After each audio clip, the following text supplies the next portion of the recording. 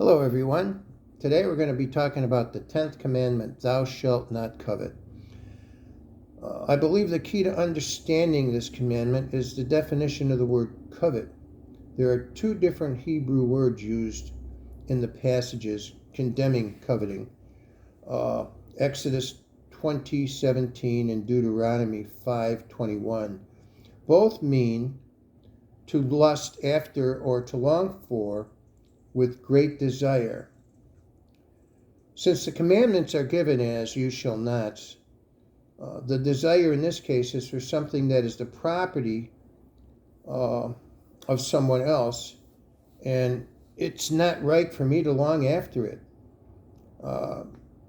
In this commandment, the Israelites are told not to lust after their neighbor's possession, his house, his lands, donkey, car, bringing it up to snuff today, cars, valuables, jewelry, TV sets,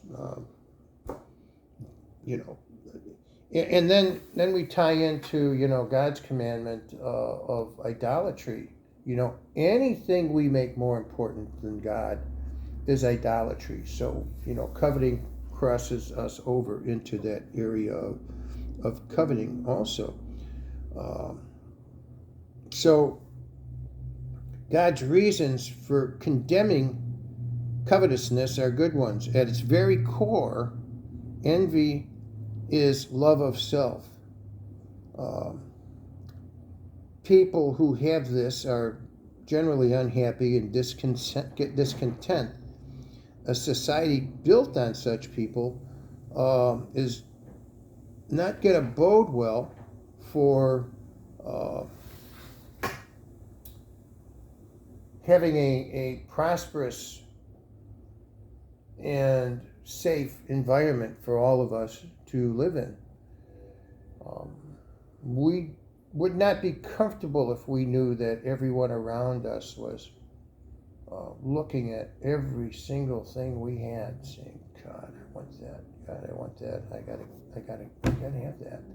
If I had that, people would envy me." Well, they'd be doing exactly what you're doing to this poor person. You're stalking them.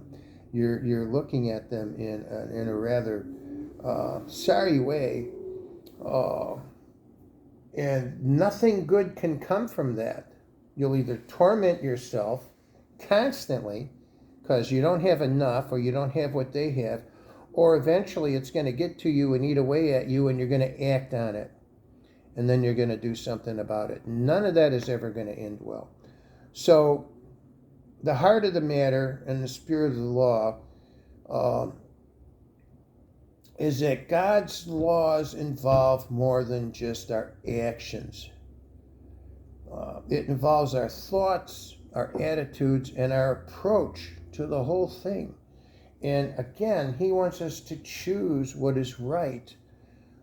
He doesn't want us to follow these rules because we're afraid of getting caught. He wants us to follow these rules because not to do so dishonors him. And I know we keep coming back to this, but it's so important to him. And like I said, God does tie the 10th commandment in with the second commandment about idolatry, because there's a very fine line there. When we put our greed and selfishness ahead of God, it can become idol worship. So therefore, put to death, this is from Paul, Colossians 3:5-6. Therefore, put to death your members which are on earth, fornication, uncleanliness, passion, evil desire, covetousness, which is idolatry. Because of these things, the wrath of God is coming upon the sons of disobedience. It doesn't sound like it's a good idea to even go there, does it? And no one can serve two masters. Okay, you either love God or you love the world. Choose. One is eternal. One is like mist, like a vapor, like air. So I'm going to do a recap following this up. on a few points, and I hope that our discussion on the commandments helps you in some way. Again, if you have any questions, look me up. We can certainly talk about it. And I love you, church. Bye.